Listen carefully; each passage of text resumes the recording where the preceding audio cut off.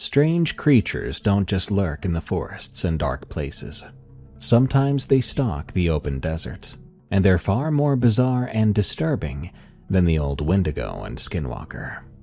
This story, titled The Mouth in the Desert from Quinn 33, tells of a strange discovery in the desert that haunts the narrator and his friends all summer, because what they found out there has also found them, and it's something spoken of in centuries-old texts.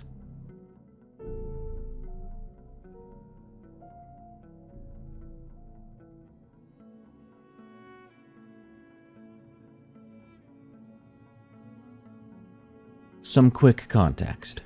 In the early 90s, I was at UNM, University of New Mexico, Albuquerque. I was a history major, which should tell you how seriously I was taking my future.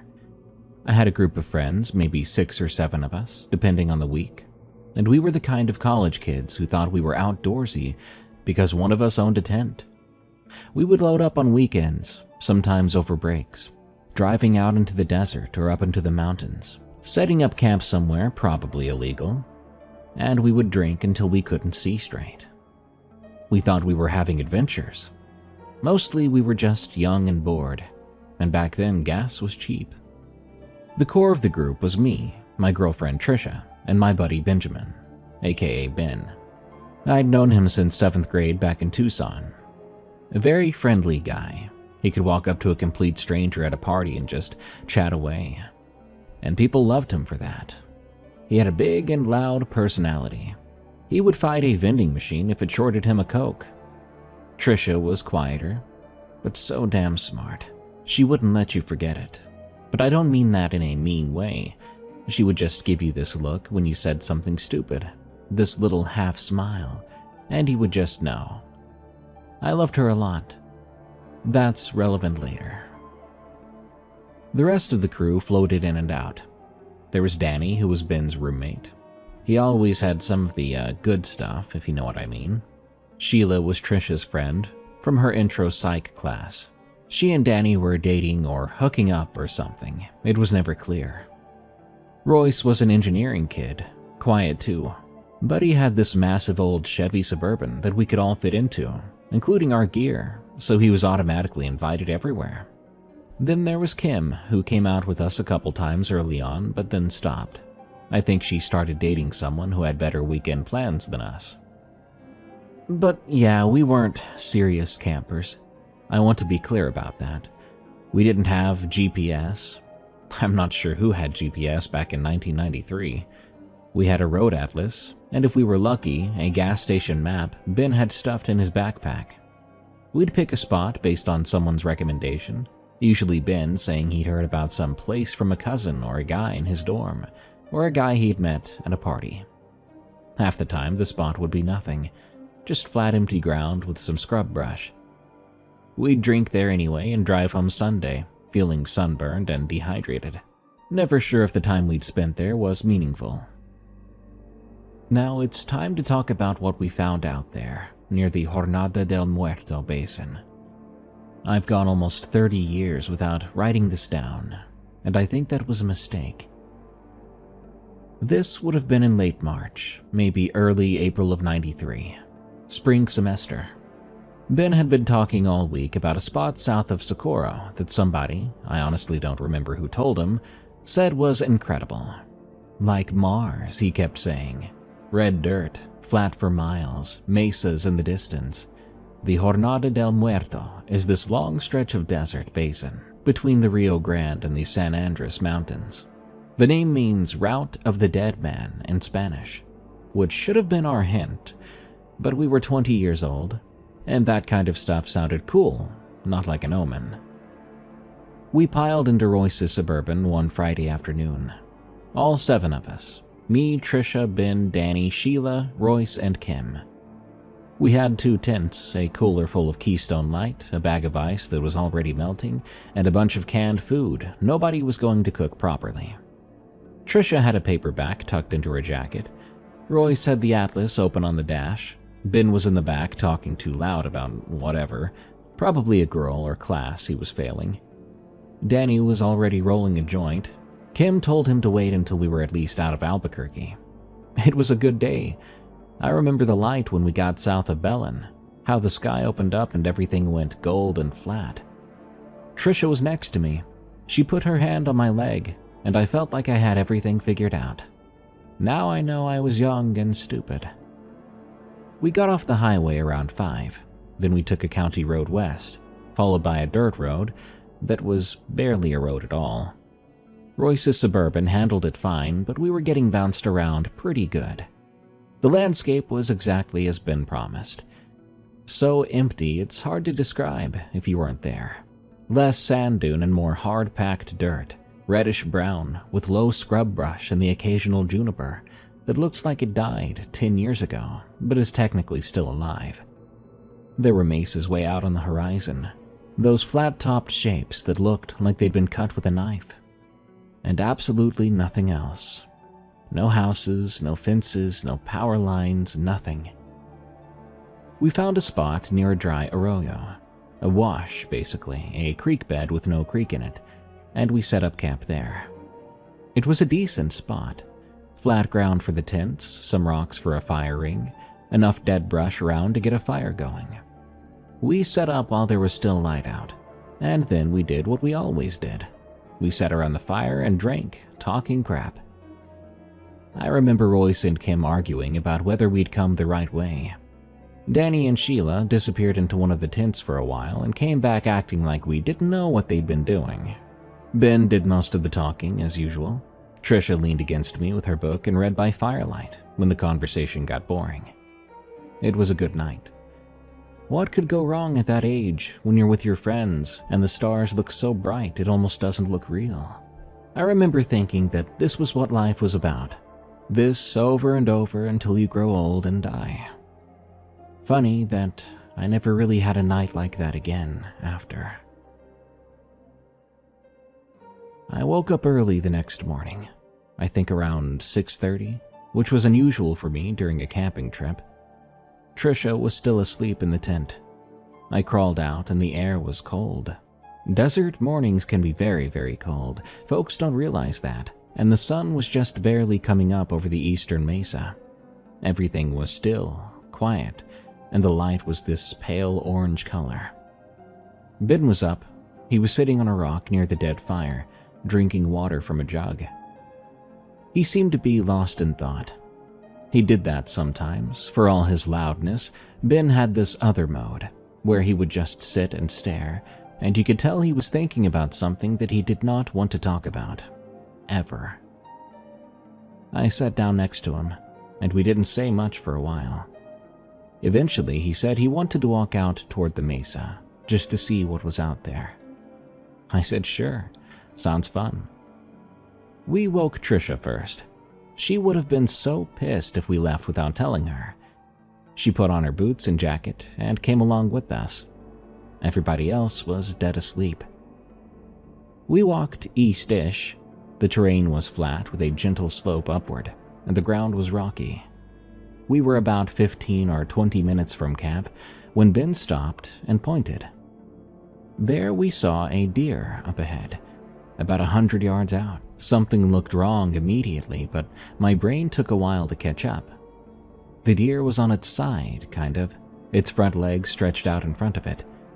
At first I thought it was dead, but then I saw one of its front hooves twitch, scraping at the dirt, and I realized it was alive, but only barely. It looks stuck on something, Ben said. He started to walk faster. See a problem, walk towards it was the way of the Ben. So we followed him. As we got closer, the picture started to come together, and I was not liking what I was seeing. The deer's front half was on the ground, thin and heaving. You could see its ribs, and its back half was, well, I want to say inside something, but that's getting ahead of what I understood at the time. You see, at that moment, I thought the deer had gotten tangled in something. There was a shape behind the deer, a dark mass on the ground, and the deer's back legs went into it and did not come out.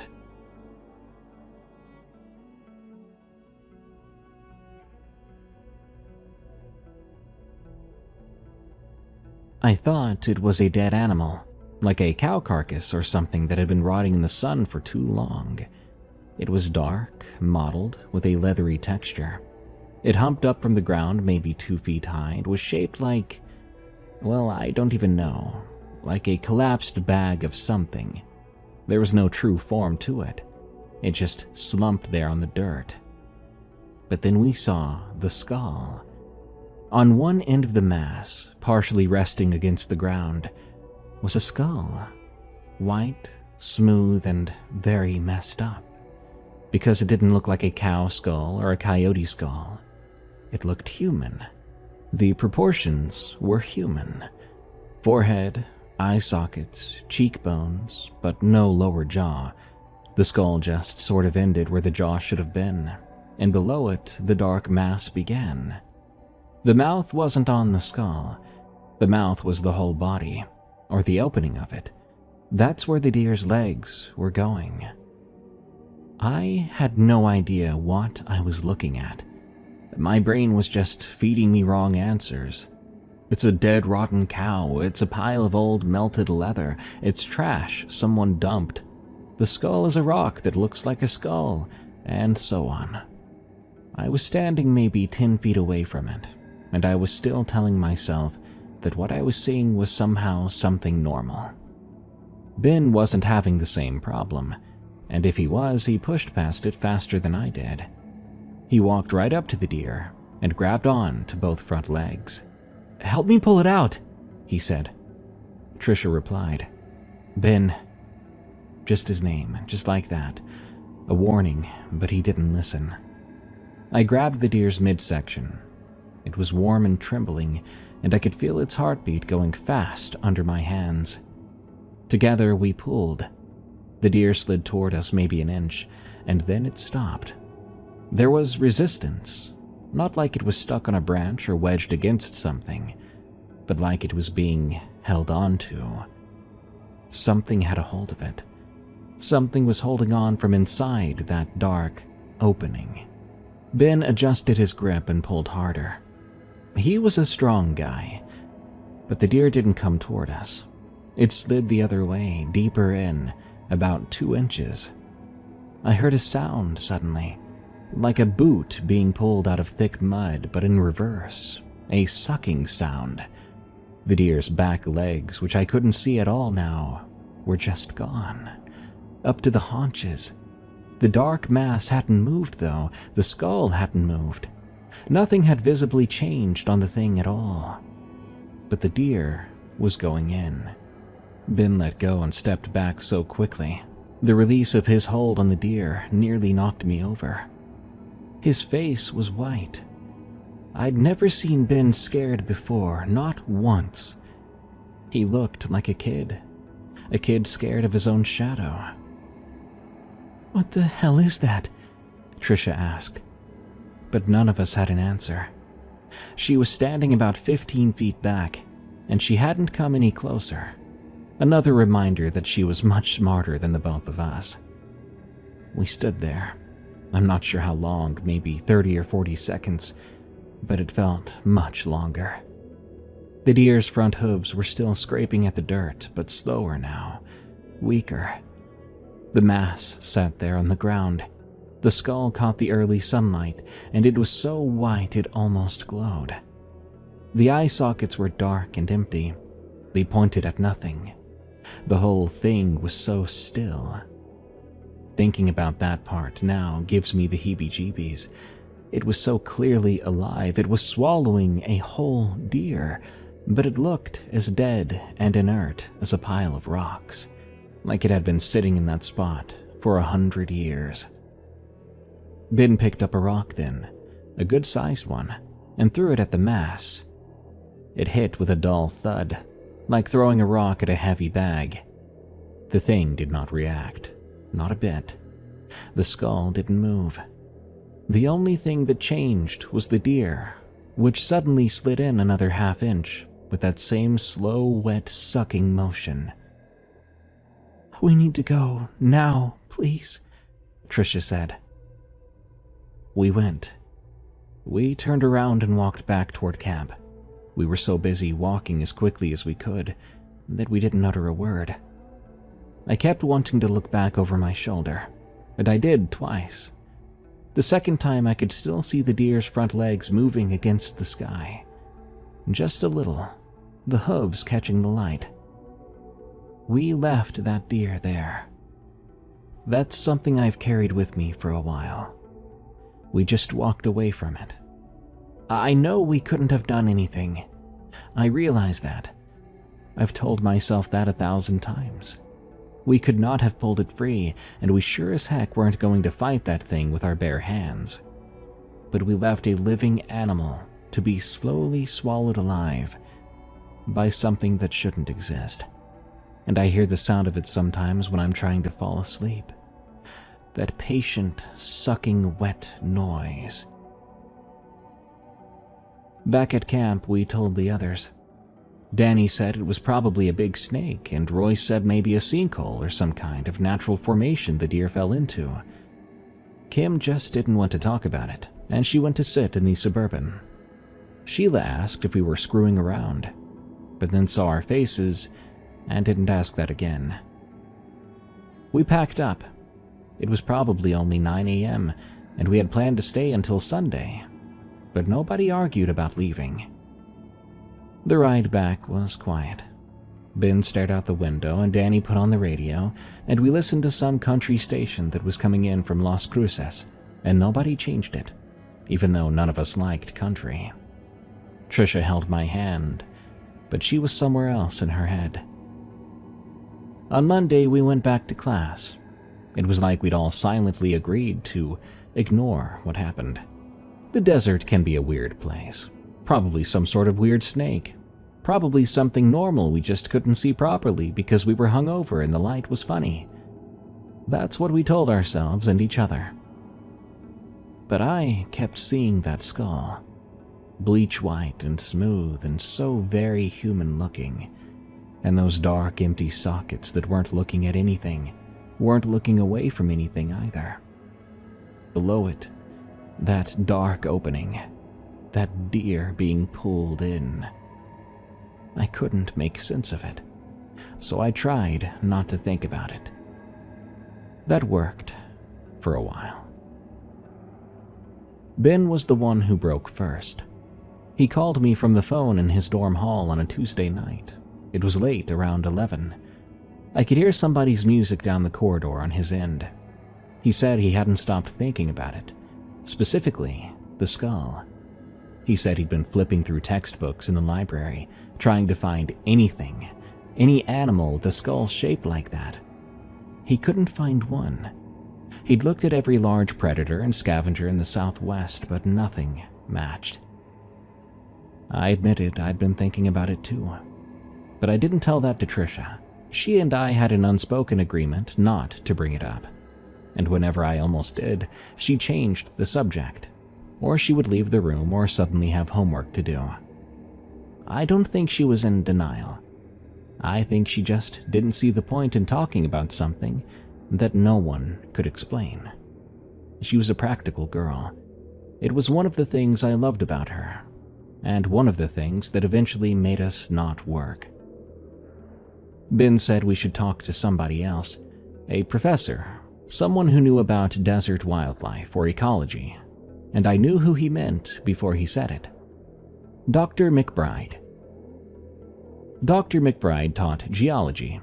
Technically, his title was something longer, like Desert Geomorphology and Arid Land Studies, but everyone just called him the geology guy. He was in his mid-40s, had a beard that was going gray, and wore the same rotation of 3 flannel shirts all semester. He left his office door open, and he didn't mind if you came in and sat down without an appointment. Half of the department thought he was a pushover. The students who actually took his classes thought he was the best teacher at UNM. He had done years of fieldwork in the Chihuahuan Desert before going into academia, and he talked about the landscape the way some people talk about a person they love, with much detail and much feeling. I'd taken his intro class the year before. Ben was currently in his advanced seminar that semester. We both liked him. He was one of those rare professors who treated undergrads like adults, which at 20, it felt like a big deal. We went to his office on a Thursday afternoon. McBride was at his desk behind a pile of rock samples and rolled up topographic maps, munching away at an apple and grading papers. He waved us in and we sat down. I remember not knowing how to start. How do you tell someone, especially a professor, that you found something impossible in the desert, without sounding like you were on drugs? Ben just went for it. He described what we'd seen. Deer, mass, skull, the way the deer slid deeper when we tried to pull it free. He was more detailed than I expected. He'd clearly been rehearsing this. I filled in pieces whenever he paused. McBride listened without interrupting, which was strange for him because he was a talker.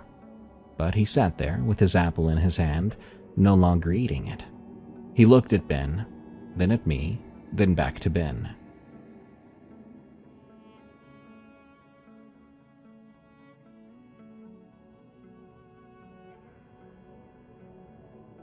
When we finished, he didn't say anything for a few seconds. But then came the questions. He asked how big the mass was, what color exactly, like dark brown, black, or grayish. Did we notice a smell at all? What was the texture of the skull? Did it look like actual bone, or could it have been calcium deposit, calciumite something or other? How far from the arroyo? What direction was the skull facing relative to the body? He then asked if the skull had suture lines. I didn't know what that meant, and he explained. The little zigzag seams where the plates of a human skull fused together. I told him I didn't remember, but Ben said he didn't think so. He said the skull looked too smooth. McBride wrote something in the margin of the paper he'd been grading. Then he leaned back in his chair, and he said to us, "I'm not going to tell you guys this was a snake." We waited. He said it was possible we'd seen something badly decomposed, like a dead horse or cow, and that a deer had gotten physically stuck in the remains. Gut cavities can collapse, he said, and if the hide is still intact, it can form a kind of pocket. An animal can get a leg wedged in there. The skull could have been a separate object nearby that just looked connected. Ben said, yeah, okay, but then asked about the sucking. What about the resistance? What about the deer going deeper when we pulled? McBride didn't have an answer for that. He said that decomposition gases can create suction in an enclosed cavity. Then he asked us to show him on a map where we'd been. He had a big topographic map of southern New Mexico pinned to his wall. Ben and I pointed to the area as best we could, south of Socorro, west of the Rio Grande, somewhere in the flats before the San Andres Range. McBride found the general area and made a small pencil mark. I watched him do it. It felt like, to me, it meant something that he marked it like that. But I didn't know what. "The Jornada's a weird place," he said. "Big, empty, and almost nobody goes out there. White Sands is right next door, and the military has half of it fenced off for the missile range. There are parts of that basin that haven't had a human being walk through them in decades, maybe longer." He paused. "There's a lot out there that doesn't get cataloged, not because people are hiding things, but because nobody's around to see them." He told us it was probably a natural phenomenon that we didn't have the context to understand.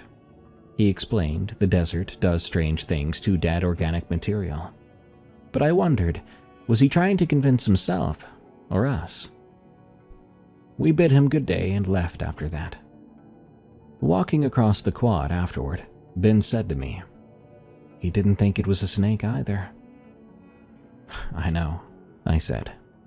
We didn't talk about it again for a while. But something had shifted.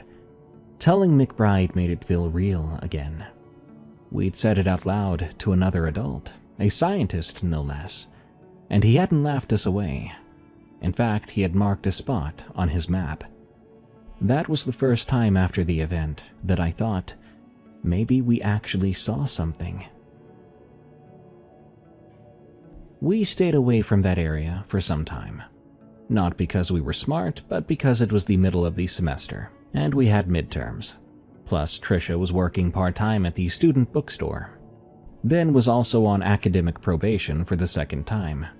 Life eased into being normal again.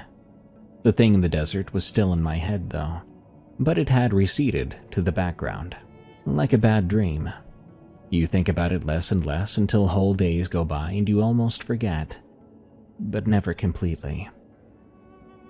It was late May when Ben brought it up again. The semester was over then, and summer was starting. Half our group was leaving town. Royce went home to Colorado, and Kim was already gone. She had dropped out or transferred, I can't remember which. Sheila had a summer job in Santa Fe, and Danny was still around, still in his and Ben's apartment, but doing nothing in particular. Ben called me on a Saturday morning. He told me he wanted to go back. He was very direct about it, said he had been thinking about it the whole time, and he needed to see if the thing was still there. He needed to know if it had actually happened, or if he had been building it up in his head into something that it really wasn't. At first, I told him no. Trisha said absolutely not, which I expected from her. But Ben kept at it. Not aggressively, but more like he was pleading. He said if we went back and the spot was empty, if there was nothing there, he could finally let it go. He just needed to see. Surprisingly, Trisha changed her mind before I did. She said she'd rather go and see nothing than sit at home while Ben and I went alone and did something probably stupid. That was Trisha's whole thing. She didn't trust us to be careful without her, and she was right not to. So it was the four of us. Me, Trisha, Ben, and Danny. Danny decided to come. He didn't have anything else to do that weekend. I don't think he fully believed what we told him about the first trip anyway. He treated the whole thing like a road trip. He brought a 12-pack and a Frisbee. We took Ben's car this time, his old Honda Civic that had no business being on dirt roads, but miraculously made it anyway. It was hotter than the first trip. Summer was really setting in down there, and by mid-morning the air outside the car was heavy and dry. It tasted like dust. We camped in a different spot, a few miles north of where we'd been before, closer to a mesa that gave us some afternoon shade. Ben wanted to go straight to the original site, but Trisha talked him into setting up first. We put up one tent, got the cooler in the shade, and settled in. Danny cracked open a beer at noon. It felt almost normal. That afternoon, Ben and I hiked to the area where we'd found the deer. Trisha stayed at camp with Danny. She said she'd come if we found something, but she wasn't going to walk around in the heat looking for it. I think she was hoping that we wouldn't find anything. We found the spot, though. I'm sure of that because I recognized a particular rock formation near the arroyo, a cluster of sandstone that looked like a fist sticking out of the ground. The place where the deer had been, where the thing had been, was maybe 30 yards east of that formation. There was a stain on the ground, dark, nearly black, soaked into the dirt in an uneven patch about 4 feet across. It looked like someone had poured oil right there, except it wasn't shiny.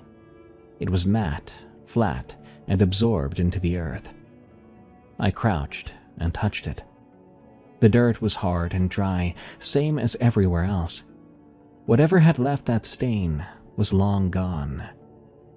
There were no bones, no deer carcasses, no remains of any kind. Ben came up and stood over that stain for a long time.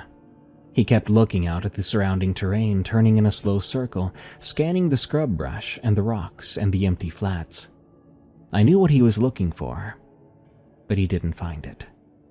We walked back to camp, and I felt so relieved. That night was fine. We sat around a small fire and Danny told a long, rambling story about a girl he'd been talking to at the record store. Ben was not himself. He was quieter than usual. Trisha read a book, but eventually put it down and watched the fire. The desert around us was enormous. You could hear the fire popping, and beyond that, nothing. And I mean genuinely nothing. Imagine no wind or insects, and being too far from a populated road to hear any road noise. It was simple silence. I'm not sure what time it was when it happened. It was late, though. Danny had gone to the tent maybe an hour before, and the three of us were still sitting around the fire, which had burned down to a couple of embers and a few small flames. We were talking about normal stuff, like our summer plans, and whether Ben was going to retake organic chemistry. I was mid-sentence when Trisha stopped looking at me.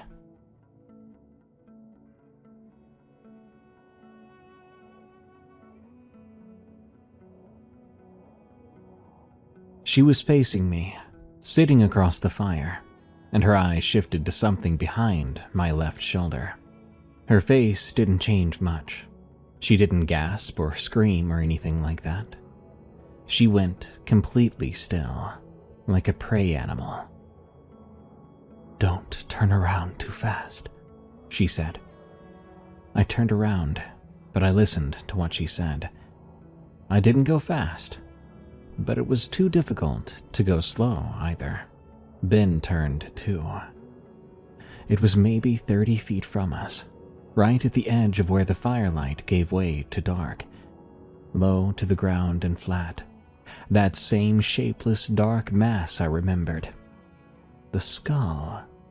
It was facing us or facing our direction.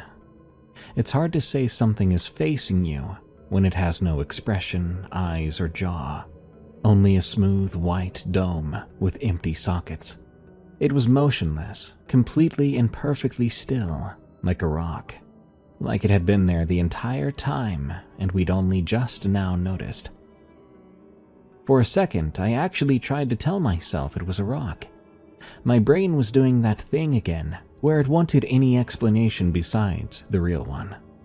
But I knew. We all knew. I'd been looking in that direction an hour ago, and there had been nothing there.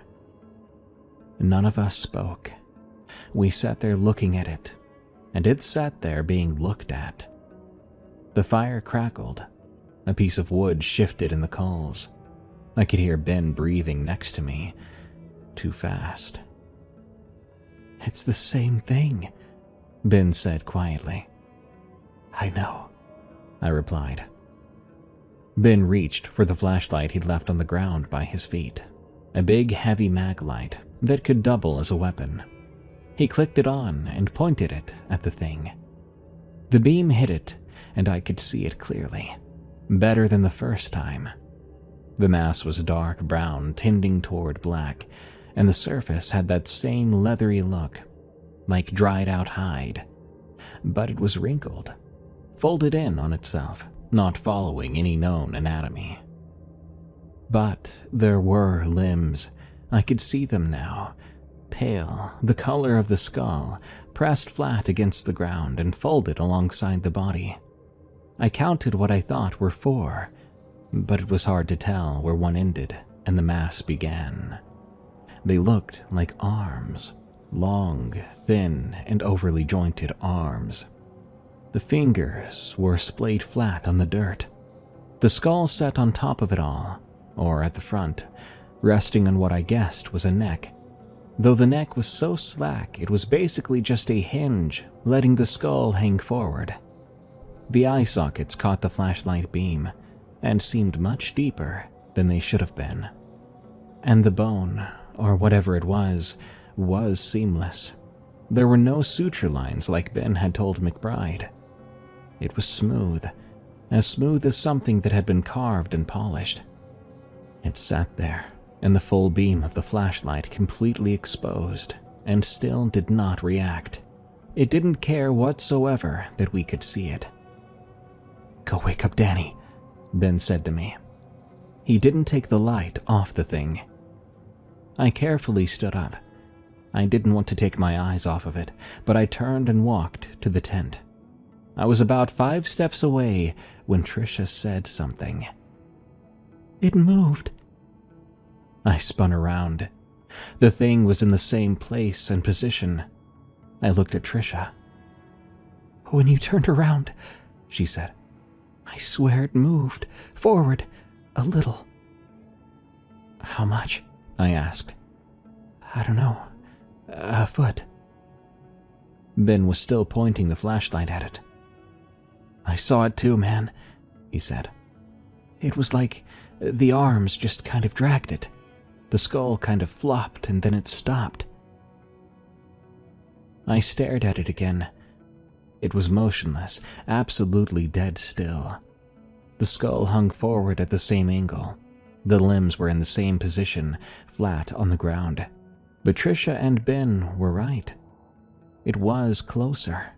I could tell because there was a small bush behind where it had been, and now that bush was further back, relative to the mass. It had moved. While I wasn't looking, in that half second it took me to turn toward the tent, it had covered about a foot of ground. And something about that, the specificity of it, that it had waited until I turned away, it hit me in a place deeper than fear. I felt sick. Not scared, not yet, but deeply physically wrong, like I'd swallowed something bad. I got Danny. He came out of the tent groggy and annoyed. I pointed, and I watched his face go through 4 stages of confusion before landing on terror. "What is that?" he said. "What the hell is that?" "Don't look away from it," Trisha said. We stood there, all 4 of us, watching it. Ben kept the flashlight on it. Nobody wanted to be the first to suggest what we were all thinking. So I said it. "We have to leave now, right now." We didn't pack our things. We didn't grab the cooler or the sleeping bags. Nothing. Trisha grabbed her jacket and her book because they were within arm's reach, and we walked steadily to the car. Ben walked backward the whole way, keeping his flashlight pointed behind us. I don't know if it moved again because I didn't want to look. I didn't want to know how much closer it had gotten, and how fast. Danny got in the passenger seat and locked the door, which in retrospect would have been funny if any of us had been in the mood. Ben got in the back and Trisha drove.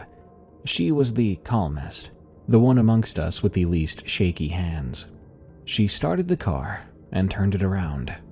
We drove out in the dark, bumping over rocks and brush until we hit the dirt road, then the county road, and finally, the highway. At that point, we all laughed, a big, relieving laugh we shared together. None of this was funny, but I guess that's how our brains worked, a way of exhaling the fear we'd been building up. I sat in the back with Ben. At some point, I looked over at him, and he was sitting there with his hands in his lap, staring out at nothing, breathing through his nose. He looked like someone who had been in a car accident, caught between adrenaline and shutdown. I put my hand on his shoulder and he flinched. Then he put his hand on top of mine and squeezed it, and we stayed like that for a moment. We drove all the way back to Albuquerque without stopping. We went to see McBride the following Monday. The 3 of us, me, Ben, and Trisha. Danny didn't come because he hadn't spoken to any of us since Saturday night. When Ben called him on Sunday, Danny said he didn't want to talk about it, and he was not joking around. He said he'd appreciate if Ben stopped bringing it up. They were still roommates for the rest of summer, but Danny started spending most of his time at other people's apartments. McBride's door was open when we got there. He was at his desk with a coffee and a stack of journals. He looked up when we walked in, and I swear his expression changed instantly before a word was said. I think he knew we'd come back at some point. Ben told him what we'd found this time around, explaining the stain on the ground and how the thing showed up at our camp. He described how it would move when we looked away. Trisha filled in the details Ben was too keyed up to remember, like how close it had been and what the limbs looked like. I mostly just sat there. I was tired beyond sleep. McBride listened closely. He asked a few questions, but fewer than before. When we were done, he got up and closed his office door, which he had never done before while we were there. He sat back down and was lost in thought. Eventually, he said he'd been doing some reading since our last visit. He had talked to a colleague in the anthropology department, a woman who studied oral traditions of the Puebloan peoples in southern New Mexico. He'd also pulled up some old Spanish colonial accounts from the library archives. He was being careful about how he framed this, I could tell. He wasn't making any claims, he was just telling us what he'd found. There were references, he said, scattered and old and not well documented. The Piro people, who lived in the Jornada region before the Spanish came through, had stories about something in the basin. Nothing like the usual spirit animal or trickster figure, which would map cleanly onto the usual categories. His colleague had said the closest translation she could offer for the word they used was the mouth, or the patient thing. The stories weren't detailed, and they read more like warnings. Don't sleep in the open in certain parts of the basin. Don't go alone. If you see something that looks dead on the ground, do not approach it. The accounts were so old that McBride's colleague wasn't sure how much was genuine oral tradition and how much was Spanish reinterpretation. The Spanish accounts were even thinner. One expedition journal from the 1600s mentioned soldiers finding a horse that had been consumed from the rear by some creeping malady of the earth. McBride said the language was ambiguous. It could have been describing disease, a sinkhole, an animal attack, but the phrase he kept coming back to was, "a mouth in the ground."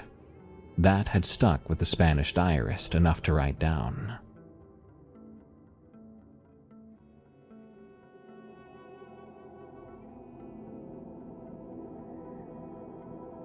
I asked McBride what he thought it was. He had no clue. He said there were organisms in the deep desert that science hadn't yet cataloged, and that the Jornada was one of the least studied landscapes in the continental US. He said absence of documentation wasn't the same as absence of existence. He said all of this in his professor voice, more measured and careful. Suddenly he leaned forward, and he dropped the professor voice. He looked at us and said, "Don't go back out there."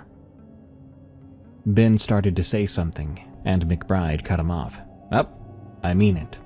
Whatever you saw, it's not something you're equipped to deal with, and it's not something I'm equipped to explain.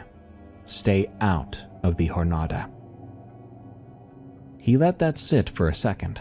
Then he leaned back and the professor voice came back, and he asked if we wanted some coffee.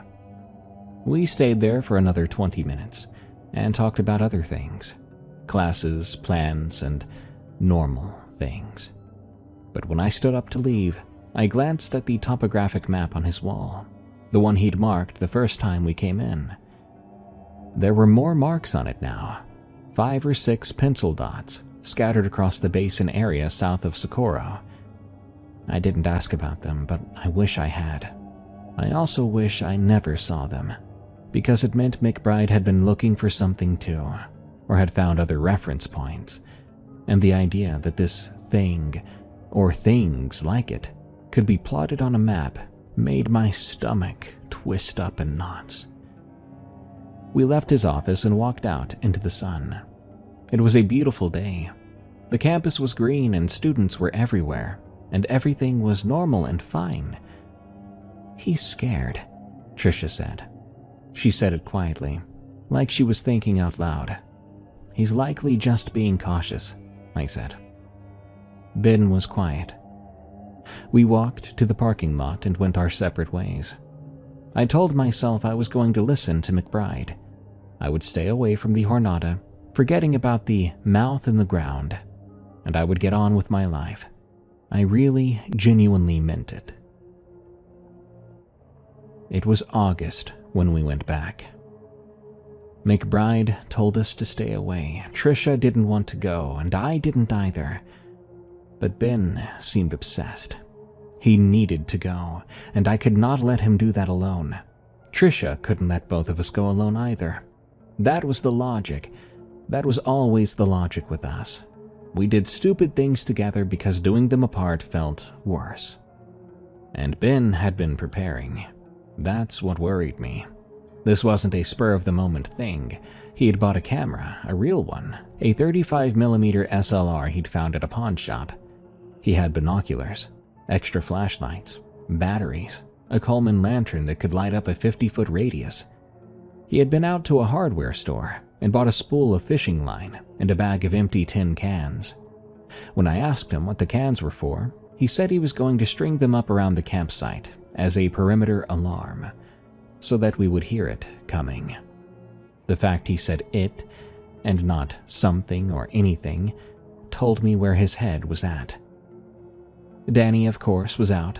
He'd made that clear weeks ago. So it was just the three of us. Me, Ben, and Trisha.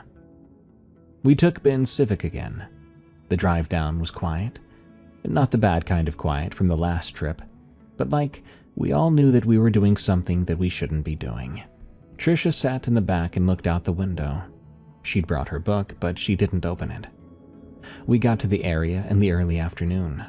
It was midsummer hot, over 100 degrees, hot enough to make the ground shimmer, and everything past a quarter mile turned into a blur. We set up camp in roughly the same spot as the second trip, near the mesa, and saying that it made me uncomfortable would be an understatement. Ben strung his fishing line between scrub bushes and rocks in a wide circle around the camp about 30 feet out, with cans knotted on every few yards. It looked ridiculous. It also made me feel a tiny bit better, which was its own kind of sad. The plan was to stay up all night. We'd watch for it. Ben wanted a photo.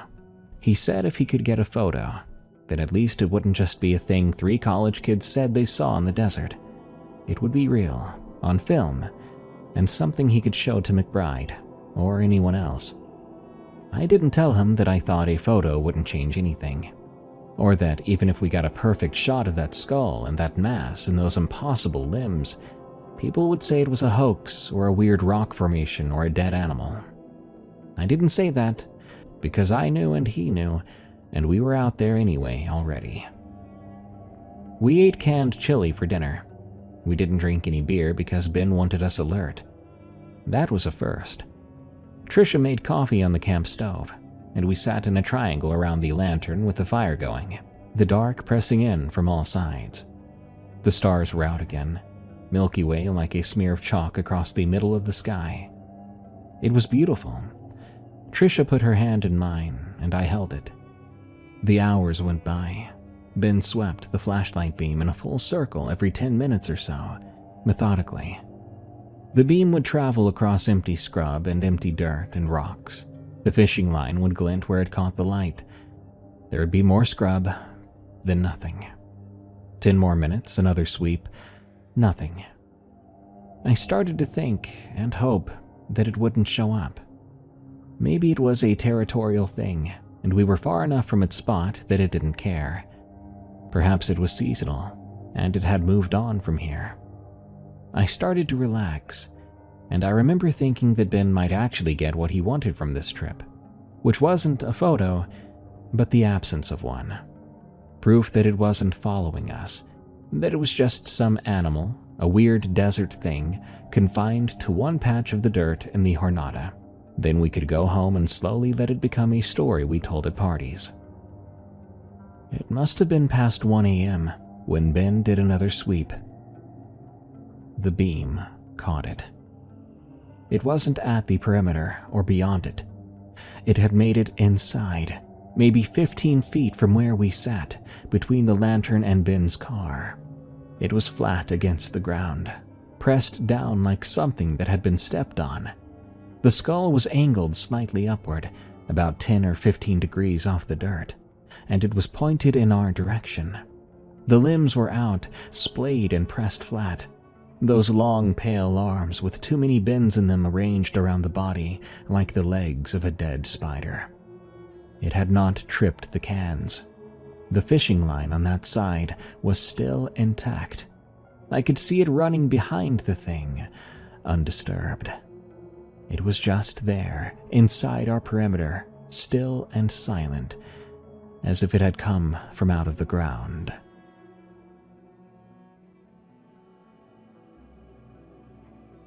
"It's bigger," Ben said. He was right. Or it had somehow spread out more. I couldn't tell. It covered more ground than I remembered. The mass was wider, flatter, and the limbs seemed longer. The skull was the same, though, always the same. That smooth white shape with the empty sockets and no jaw. I told Ben we had to go. I said it calmly. I said the car was behind it and to the right, and we could loop around and get to it without getting too close. But Ben didn't move. He stared at it. He had the camera around his neck, but he hadn't touched it yet. Then he took a step forward. "Ben!" Trisha called his name. Just like the first time back with the deer, saying his name like a warning. He took another step. He was maybe 10 feet away from it now. He crouched low slowly, the flashlight in his left hand, pointed right at the skull. He was close enough to touch it if he reached out. Thankfully, he did not reach out. He just looked at it. "It's not bone," he said. "I don't think it's bone. It's too smooth." He moved the beam down from the skull to where the skull met the body, that dark transition where the white ended and the leathery mass began. "There's no jaw at all. The opening is underneath, like the skull is just sitting on top of the mouth." "Ben, please get up," Trisha said. And then he did it. He held his hand out toward the thing, not touching it, but hovering his hand a few inches over the surface of the mass, near where the skull connected. He held it there for maybe 2 painful seconds. Then he pulled back. "It's warm," he said. He looked back at us, and his face was doing something I couldn't read. "It's really warm, like body temperature. It's alive under there." "It is alive, Ben. Get up. Come over here." He turned back to look at it. He was still crouched there, flashlight in hand, only 2 feet from that skull. While we were all watching, while all 3 of us had our eyes directly on it, the skull moved. It was so horribly slow. It tilted on its slack neck, maybe 3 or 4 degrees, tilting towards Ben. The movement was so slight that for a half second I thought I'd imagined it. But I hadn't, because the angle of the eye sockets changed. They'd been pointed generally at our campsite. Now they were angled at Ben's face, and the dark opening underneath the skull, the place where the deer's legs had gone, widened just slightly, an inch, maybe 2. The edges of the mass pulled apart, and the opening got a little bigger, and I could see inside it for just a moment. It was dark and wet, and very, very deep. So deep it didn't make sense for something that was flat on the ground. Ben fell backward. His legs just went out from under him, and he landed on his back in the dirt, scrambling away on elbows. The flashlight went sideways and rolled, and the beam spun across the ground. For about 2 seconds, no one had a light on the thing. When I grabbed the mag light and pointed it back, the thing was in the same place and position. The skull had tilted back to where it had been before. The opening had closed. But Ben had felt the warmth, and we'd all seen the skull turn. We'd all seen that mouth open, and that was enough. It was more than enough. We ran back to the car and jumped in. Ben was in the back, panting, holding the camera he never used. Trisha started the engine and floored it, and we bounced across the desert floor in the dark. No headlights for the first few seconds because she forgot to turn them on. When the headlights came on, I looked back through the rear window, and I couldn't see anything behind us except the glow of our abandoned lantern, very small and getting smaller. The cans on the fishing line had not made a sound the entire night. When we hit the highway, Trisha said, "No more. That was the last time." I agreed. We told McBride about the encounter. When Ben got to the part about the warmth, about the skull tilting, McBride closed his eyes for a second. Then he opened them and said he was going to recommend the area be flagged off for a geological survey through the university. It was clear that this was the only thing he could think to do. Truthfully, I don't know if the survey even happened. I don't know who he would have talked to about it or what he would have said. That was the last real conversation I had with McBride about any of this. I saw him around campus a few times after that. He was always friendly, but he wouldn't bring it up, never provided updates. In the early 2000s, he retired. I tried to email him about 5 years ago, but the address bounced. I looked him up online and didn't find much. I figured he had died, or he'd found somewhere quiet to live. After that summer, Ben transferred to a school in Oregon. We stayed in touch and we're still in touch. He's in Portland now, with a wife and 2 kids. Trisha and I broke up the following spring, and the most I can say about that is that the skull thing encounters did not help our relationship. Now, I must warn you, the end of this story is going to be a bit anticlimactic, because that was the end of it. We've never heard anything about this or anything like it since then. But it feels good to finally get this story out there to someone who might listen.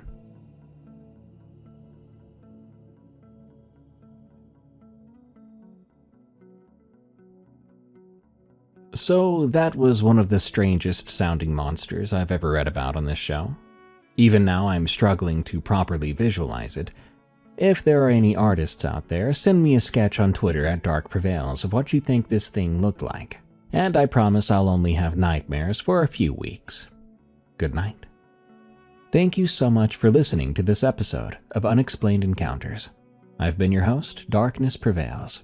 If you can't wait for the next episode to come out, be sure to look up my other podcast, where I narrate people's true scary stories that are work-related.